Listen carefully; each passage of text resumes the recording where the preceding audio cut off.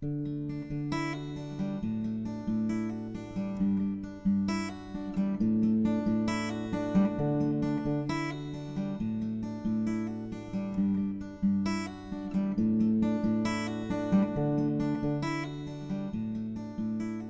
right, now I'm going to go into the rapid firing round where I'm going to ask a bunch of just questions, brief answers if you can. Okay. It will expand where we need to. How much money have you made off of Letter to the CES Director? About $1,000. $1,000? Yeah, not very much. Just people donating? People donating. Do you want donations? The donations are mainly there to maintain the website. I'm not going to make $1 million off of this. Okay. It was never about money to me. It was about families and. So if people want to support you, do you want support? Well, I'm not going to turn them down. Okay. But yeah, there's a donation button on my website. So. Okay. Why didn't you just make a book and paper book, print, publish it as a book? I look at my document as a living document. I like to add stuff to it. So, for example, I added the late war and the first Napoleon stuff fairly recently because those are newer developments. Yeah. I couldn't have added them in April 2013. Yeah.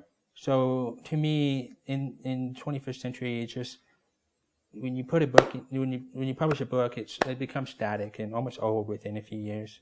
I just like the living aspect of it. Somebody mentioned a movie. Are you looking at making it Well, into I mean, a movie? somebody threw out the idea of making a movie on Reddit, and at first I was like, whatever. I wasn't really interested. But somebody did a trailer, which is the trailer on my website now. And after I saw that trailer, I was like, wow, that's cool. So we started a little group of, really talented professionals. Andrew James was one of them. And Brother Jake, his hilarious YouTube videos. He was another one, and a few others. But after a while, just the exhaustion from dealing with fear and just the desire to kind of move on with my life, I just kind of abandoned it. I don't know. It's really a considerable amount of work, and I don't have the desire to do it. So no movie for now. No. So do you have any idea how many people have downloaded the letter? How many downloads by now? Any idea? I can't give an exact amount because the letter was hosted on Mormon Think and a few other websites for a long time, months. And then the other aspect of people, family members or friends attaching the PDF to email. And sharing it. Yeah. But I'm fairly certain that it's well over 100,000 downloads. Okay. Or shares, are you saying? Or is that just downloads, not shares? Well, downloads and shares and stuff. 100,000. Like over 100,000. That's starting to reach critical mass, I'd say. Well, it's accelerating. My visits every month is accelerating on my website. Right now I'm getting, on average, anywhere from 15 to 20,000 visitors on my website. It's just increasing every month. And I'm noticing a lot more. It's not just looking at the visits on my website, but also the emails that I'm getting, the type of emails. Mm-hmm. I'm getting a lot more people that were true believing Mormons yesterday, a week ago, 2 weeks ago, that are now starting to, discover all these different facts. Well, the church is releasing all these new essays. What do you think about the essays, and are they going to help? Overall, I think they're a good step. It's a step in the right direction in terms of more transparency and openness. I'll take it, but I wish that it was more. A lot of Chapel Mormons have no idea about the essays, so I wish they would put it in the inside, maybe talk about it in general conference. Just be more, advertise it more instead of kind of hiding it in the gospel topics part of the website. The crazy part of that is a lot of the people I'm speaking with who have experienced a faith crisis in 2013 and 2014 are mentioning the essays as contributing factors to their ultimate loss of faith. Are you hearing that too? Yeah, I'm hearing a lot more people talking about the race and the priesthood essay. Yeah. That's a major one. Yeah. Yeah, so there's a part in the Race and the Priesthood essay where they talk about we disavow the theories of, so basically 10 prophets from Brigham Young all the way to Harold B. Lee, it was their theories that the blacks can't have the priesthood, and it's not just the priesthood, black families can't go to get sealed in the temple. That's a big thing. To me, that's a bigger issue than the priesthood thing. It was just their theories. They were just products of their time, but it wasn't back then. It was revelation. It was doctrine. You mentioned in your CES letter, is it the 56, 58 First Presidency Statement that says what? 49. Sorry, yeah, I don't know the years, but what does it say? Yeah, the 49, they talked about it, and it was basically doctrine. And the brethren were asked in the late 60s, when the civil rights movement was really heating up, why not give the blacks the priesthood? And from what I've read in Michael Quinn's books, they had a discussion, and Harold B. Lee was one of the apostles that was pushing it. Not Harold B. Lee, Hubie Brown was one of the apostles pushing it for it, like to remove the ban. But Harold B. Lee pushed against it. So the ban continued until Kimball showed up. Right. Many want to know about how your family has reacted to the letter. You sort of said you want to have a little bit of privacy around your family. Mm-hmm. So I don't want people to get frustrated that I didn't ask the question, but I also just want to let people know that you're requesting some privacy there. So what are you comfortable saying about how family has reacted to this? They know I read the letter. I'm not sure if they read it. One family member I know has read at least, actually two family members I know have read it.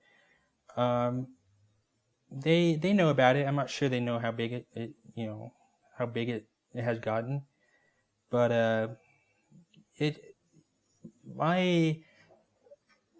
when I stopped believing in the church, my dad, I had a conversation with my dad, and he basically said, whether you're in the church or you're out of the church, you're still my son, and you're still in this family. So, that's kind of my family. It's the same with my grandpa. He knows I wrote the letter, obviously. He hasn't read it, and quite frankly, I hope he never reads it. He's just 85 years old. But they don't throw away family over ideology. Your blood. And so I really appreciate that with my family. Someone mentioned that, and we're not going to, you would rather not, just for the record, you'd rather not talk about, your wife and kids, that kind of stuff. Yeah, I prefer not to. Okay. So I just, and I respect that. You've mentioned a little bit wanting to step away from kind of post-Mormon stuff. Mm-hmm. And yet here you are with me. And do you ever feel like you go back and forth on that a little bit? Well, when I stated, I did like a farewell in, the subreddit, ex-Mormon. It was more of the day-to-day, just looking at a forum here and there. I just wanted to move away from that, focus on more important things. Not that it was unimportant.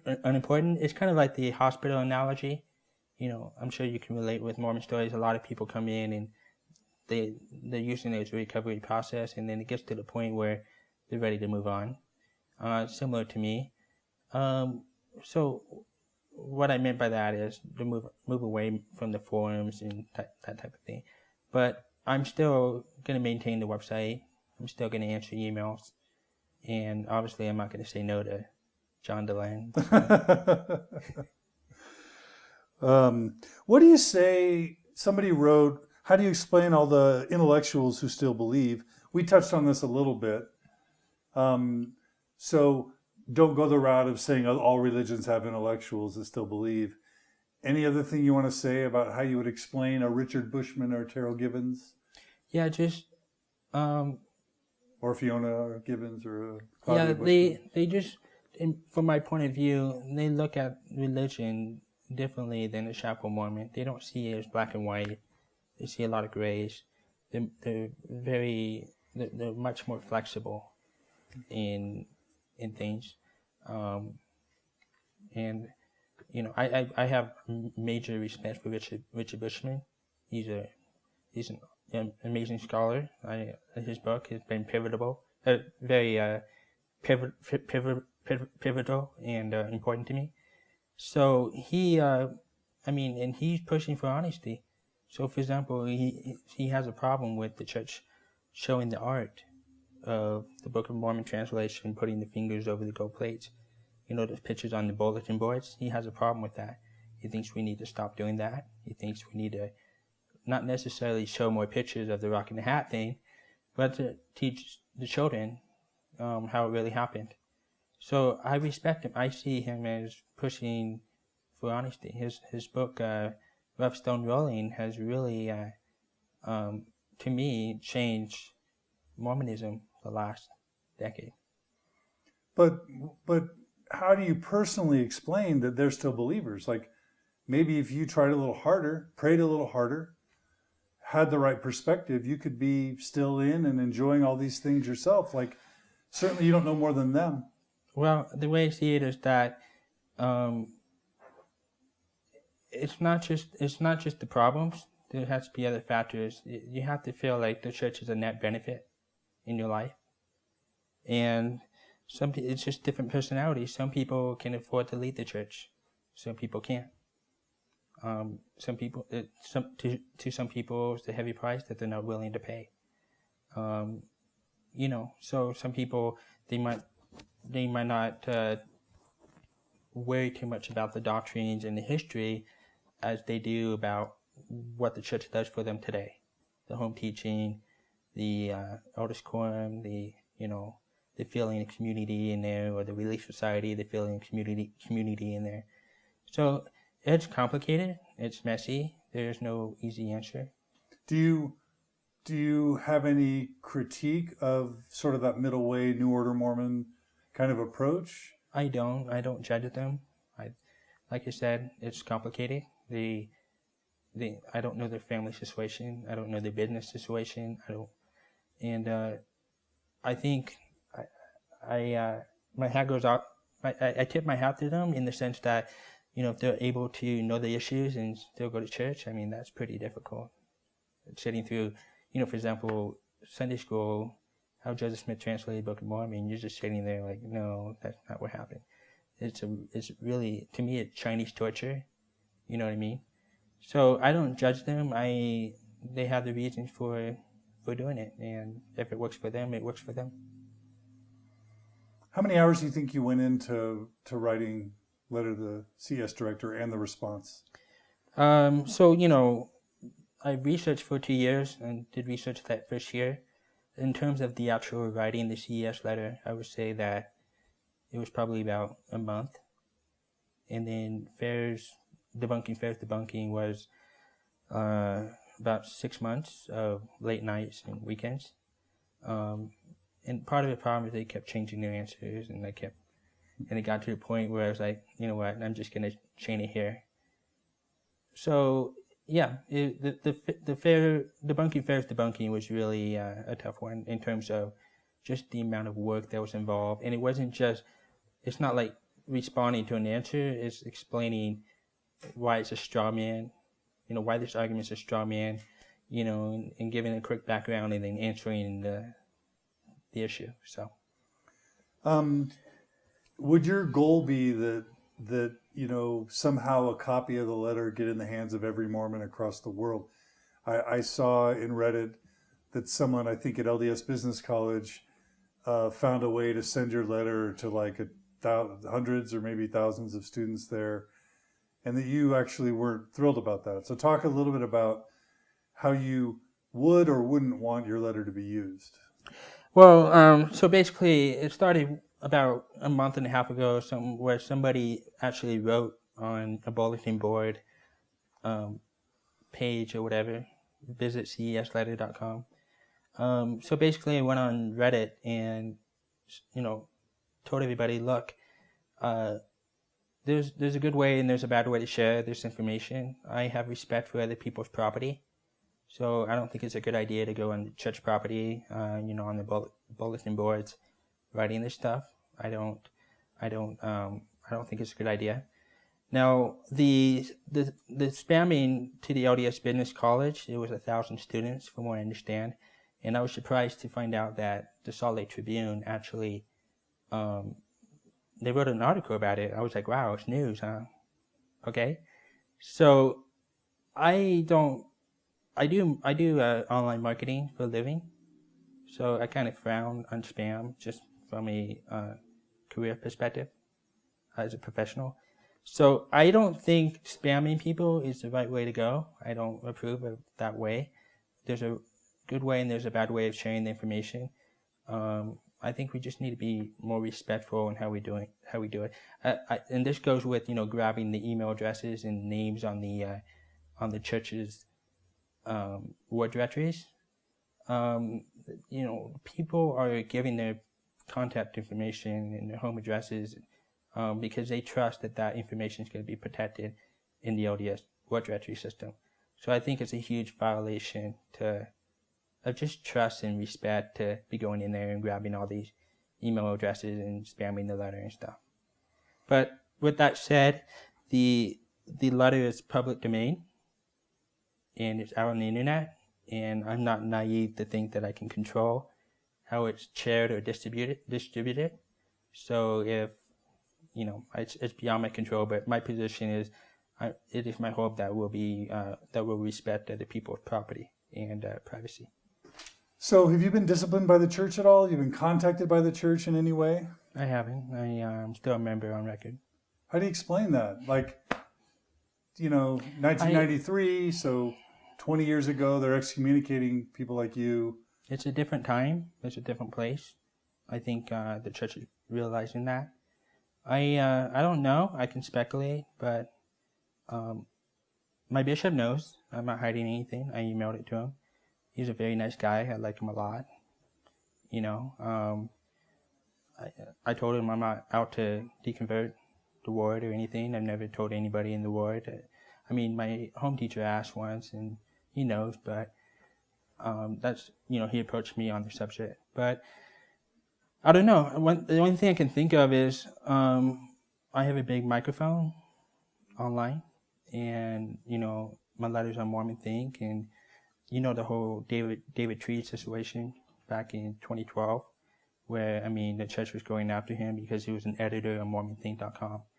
And so I think that blew up in the church's face because of the number of newspapers and media outlets that were covering it.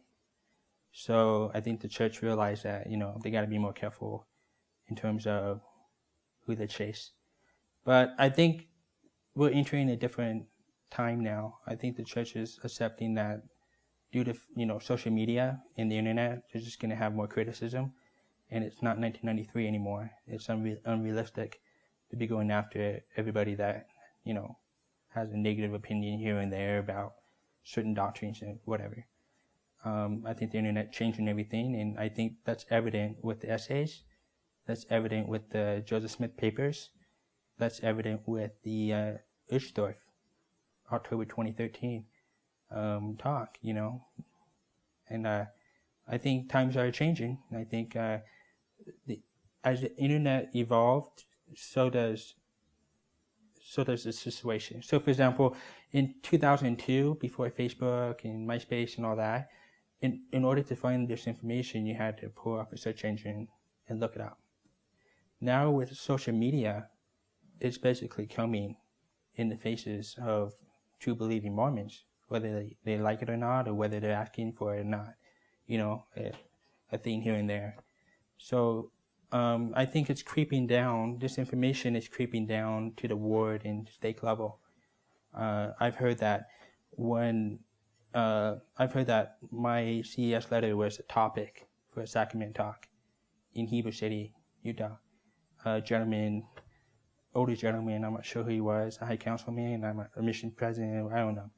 But he kind of mentioned my letter. He didn't mention it directly, but he mentioned it, the 77-page letter, and then he kind of goes over some of the issues and how a member can reconcile, can come to terms with it.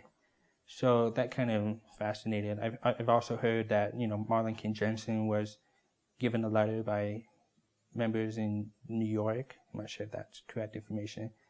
So the internet's really changing things. It's going to be really fascinating what happens in the next 5, 10, 20 years, how the church is going to change. It has to change. It's going to change because it's like the blacks in the priesthood and polygamy in 1890. If the church doesn't change, society is going to change it. I mean, the rising generation, they're more sophisticated. My 7-year-old, I mean, he's obsessed with Minecraft, and he wants to figure out stuff. So when he has a question, he pulls up Google, and he looks up, and he finds a website with different tricks or tips on how to do this and that in Minecraft.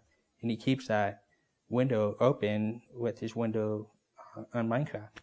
Or if he has a question, he grabs my phone and clicks on Google. And this is the generation that the church is facing. They're facing right now. And I think the church realizes that with their essays. And I think the essays are causing more problems than they were expecting. Because I'm sure you can relate to this, but I'm hearing more and more people that are coming, their shelf broke after reading this essay or that essay. Yeah. So the $1 million question of speculation is: do the apostles? Do you think they know the issues that are in your letter? Some do. I'm not sure about all of them. And the reason why I say some do is Burkett Backer, he knows a lot of them. I mean, this is evident with his speech in the 1981 CES Symposium. All truths are not very useful.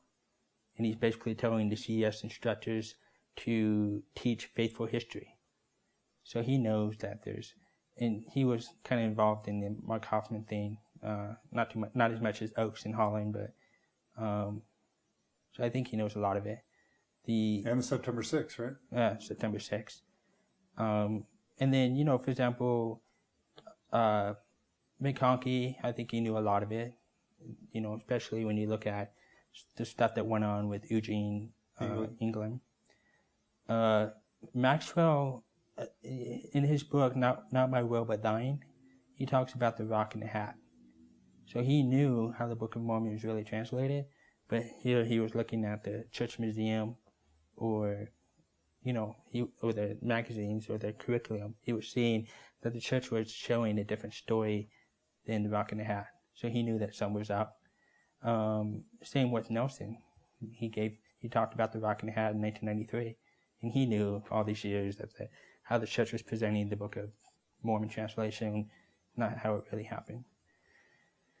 So that's kind of what my sense of things is. Do I think they're evil men? Or no, I don't. I think they're men that are trying to do the best they can. I think they're between a rock and a hard place. Or a stone in a hard place. Yeah, and so I don't know. I'm just happy I'm not an apostle. It is my hope that they'll continue to be transparent, and that they'll continue that direction, and that they'll push harder and quickly, do it quickly, because we're reaching a point where things are really going to blow up. I mean, the dam is breaking, so to speak. Well, how do you see it? How do you see it playing out? I know it's speculation, but I'm seeing something very interesting. I call them the Snufferites. Snufferites. Yeah. So Denver Snuffer, and I call them neo-fundamentalists, which they hate. Yeah, they're an interesting bunch, if I understand correctly. They basically accept or believe the foundational claims of the church. Joseph Smith. Joseph got it right. Yeah. Before Nauvoo, and the Book of Mormon got it right. Yeah.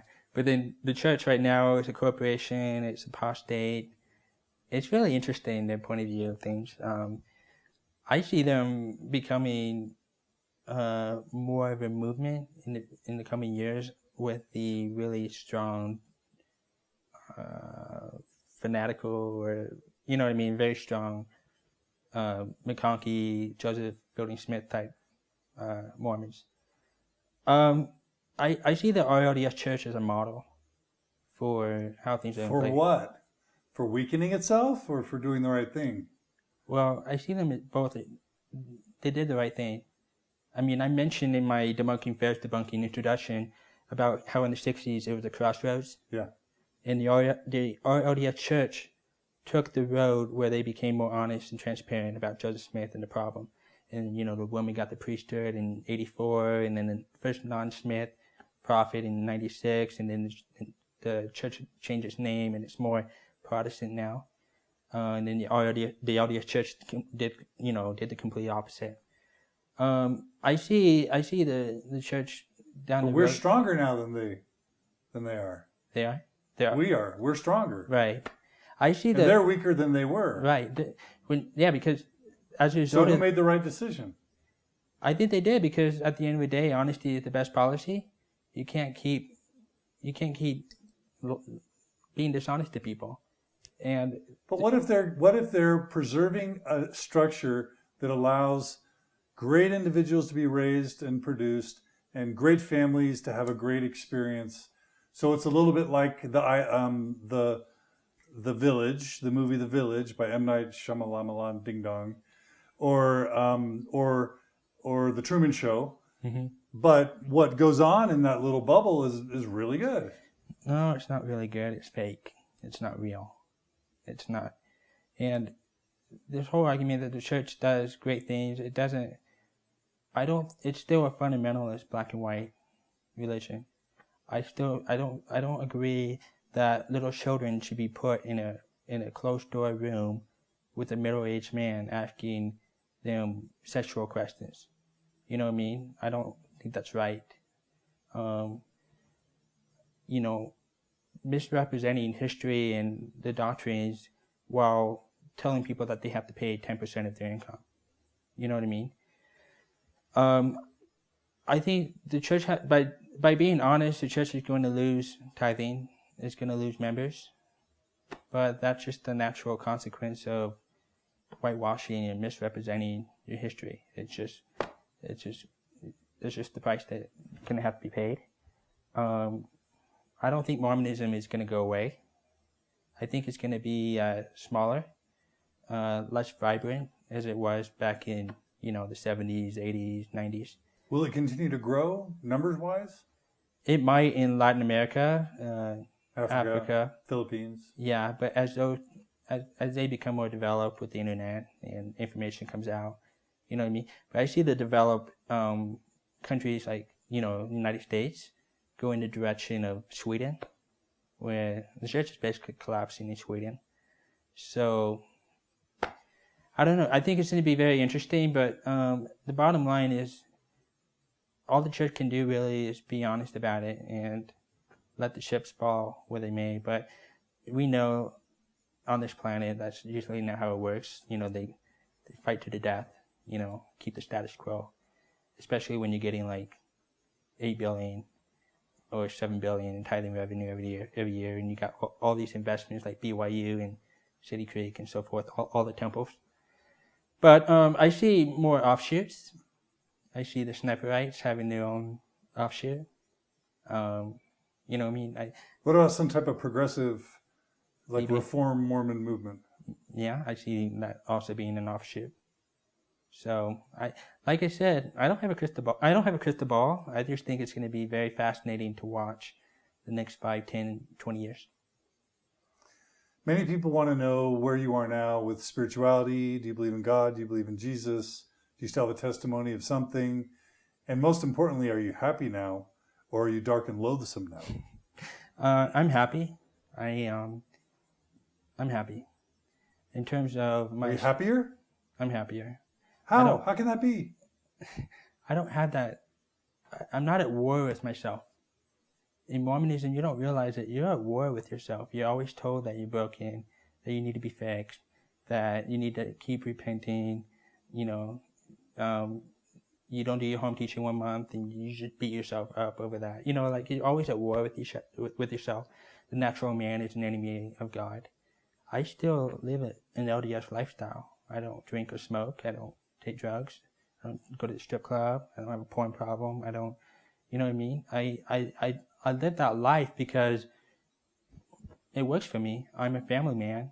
I'm not a college student, and life is hard enough, without those problems, whatever. But yeah. So just going back, in terms of spiritual, I'm still in the court with that. I'm still trying to figure things out with that. I'm basically I think right now I'm currently a deist humanist, meaning I believe that there's something more to this, that call it higher power or higher force or whatever you want to call it. I don't know. Maybe there's reincarnation, or maybe we're in a computer simulation program, or Matrix. I don't know. But I just think there's something more to all of this. I have a hard time believing in a God that intervenes into human affairs. So, you've heard the term the God of lost keys. God of the gaps. Yeah, so the God of lost keys is going to find my keys. He's going to bless my greasy pizza, and he's going to help me pass my SATs. But he's going to ignore the prayer of the kid that's getting molested, or the kids in Africa that are starving and getting hacked, or the kids in North Korea that are eating bark and grass. I mean, it just seems wrong. Something's wrong with that picture. And so I just have a hard time believing in God that intervenes, because if he can intervene for my greasy pizza, to nourish and bless it, then, why isn't he nourishing and blessing the kids in Africa and North Korea? I don't get it. Right. So in that sense, I'm kind of atheist. I don't believe in any religion or gods that I currently know of. If a gun was pointed to my head, if a gun was pointed to my head and I was forced to join a religion, I would probably join Buddhism. It just seems chilled. You don't hear of any Buddhist missionaries knocking on doors or Buddhist suicide bombers. They're just cool. And you know what I mean? Like, they just meditate. They're cool, But I'm still trying to figure things out on that end. I think what's important is today. Love, compassion, being kind to each other. Like, we have this, we have each other. We can see it, let's focus on, humanity and moving the species forward. I get my spirituality, if you will, just during my faith crisis, during my faith transition. It was around the time when we landed the Mars rover on Mars. We landed a freaking car on another planet. And not only that, we used a sky crane to land the car on the other planet. And we not only landed a car in another planet, but we're driving that car around that planet. We're communicating with it. We're taking pictures with it. We're taking examples with it. It's amazing. I mean, we did that. We came out of the caves, and we did that. Science is personal to me. My cochlear implants. Yeah. What if people were to say to you, "That's the answer to that blessing you got from Wickman"? No, I just. Why not? That's God's hand. That's doing a disservice to the people to the pioneers and the doctors and the medical researchers. So I know his name, Dr. William House. Back in the 60s, he's the inventor of cochlear implants. So back in the 60s, he had this idea of putting electricity in the human ear through the cochlea, which is a part of the inner ear. He was told by doctors, "That's crazy. You can't do that. You're insane. Don't do that." The first implant that he implanted in an individual, that individual's body rejected the cochlear implant. It was a failure.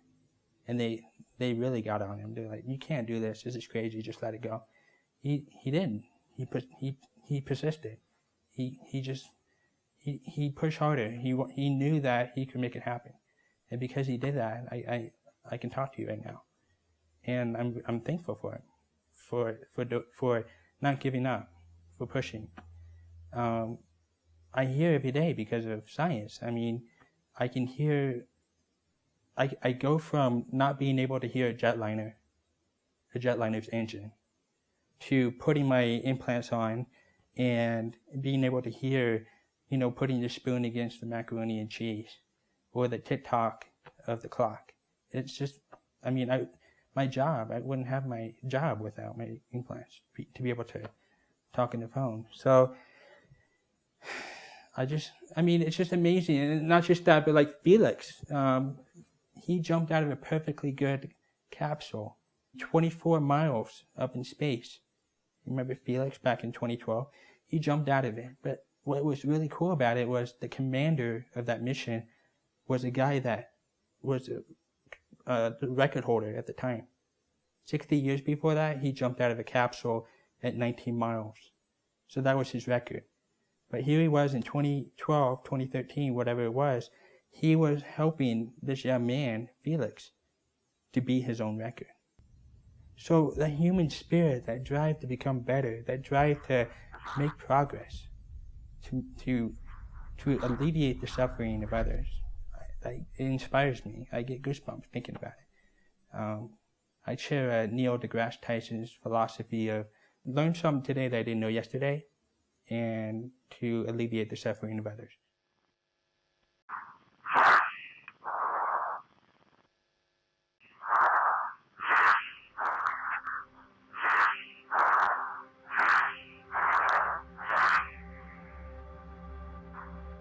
So there are people out there who are scared, and they're scared for two main reasons. One is they're scared that life will get worse if they move away from a orthodox believing perspective or leave the church. Yeah. And the second is their marriage is on the brink, where one is struggling and when one is still believing. What would you recommend? What would you say to those two classes of people? It's normal to be scared, but it's worth it. It's worth it. It's not going to be easy. There's going to be a roller coaster that you have to strap and put your seatbelt on and ride it for a couple months. But it's temporary, and it gets better. When you're in a religion a fundamentalist religion, black and white religion, it's easy to see the world in terms of, your Mormon filters. You don't know anything else. But if you just take that leap of faith and just be honest, like just really ask the hard questions and be open to the answers, eventually life is going to be better. But of course, you're going to have to go through the different stages of grief because you're changing a paradigm. You're changing a way of life. But you have to, in terms of family members, that's a sticky situation. If you have some family members that still believe, live and let live. It was hard for me in the beginning of my faith crisis with my own family because Elder Runnells showed up. Gotta convert or deconvert these people. I have the truth now, and they're in the fraud. We gotta save them. But over time, I've gotten rid of Elder Runnells, I think, in terms of sometimes the right thing is to just live, and it is the right thing to live and let live. And everybody's situation is different. In terms of how to present these issues to your family members or how to explain to them why you left, it's probably best not to say, the church is a fraud. Joseph Smith was, a pedophile. Yeah. Even though I put that in my letter, but I think I have a good reason for putting it in. But you don't tell them that. You ask them questions. Say, this whole polyandry thing, Joseph Smith married other living men's wives. Fair confirms this. You can read about it here. What do you think about that? The gold plates were not used for the Book of Mormon translation. You can see this essay. What do you think about that? What are your thoughts? I'm confused because, the gold plates. The church is saying that the blacks in the priesthood, these men were just men, and the church now disavows the theories. And you can see the essay here. What do you think about that? How do you reconcile this with the revelation and doctrine in, the 20th century, 19th century, where the blacks couldn't have the priesthood because of the pre-existence or the curse of Cain. How do you reconcile this? So it's basically questions, not lecturing them and telling them that this is a fraud, this is a fraud, this is a fraud. So final words for the audience? Just hang in there and just be honest with, not be honest, but be willing to ask the hard questions and to be honest with yourself with those questions. Look at the church the same way that you would look at other religions. Because if you're going to be putting in all that time and effort and 10% of your income and all that commitment, you owe it to yourself to test your testimony. Because I don't think you really have a true testimony until you're willing to test it, to look at the other side, the rest of the story. It gets better, and it's worth it. And I want to thank my readers for all their support and the emails that I've received. A lot of them have been very touching. I will try my best to get back to you on the emails. I'm sorry that I haven't responded to some of you. But thank you for your support, and it's been a crazy ride. So thank you. Well, excellent. Well, Jeremy Runnells, your story inspires me. So I see you as another modern day hero. I'm going to use that word again. I'll stand by it. You've helped a lot of people, and I just want to thank you for all your efforts. Thank you, John. The website is cesletter.com, I think, right? Yes. So check it out. Please also feel free to ask Jeremy any questions you have on mormonstories.org. We love that back and forth. So we hope that we'll get some good questions there. Thank you so much, everyone, for your support, for all you've done to make this possible, for those who've contributed or encouraged in some way, because all those things really make a difference and make this possible. So thanks for joining us on Mormon Stories. We will be following this up with some in-depth discussions between Brad Kramer and J. Nelson C. Wright, digging into a bit more detail on the letter, and we hope you enjoy that series as well. So thanks again, and Jeremy, thanks so much. Thank you.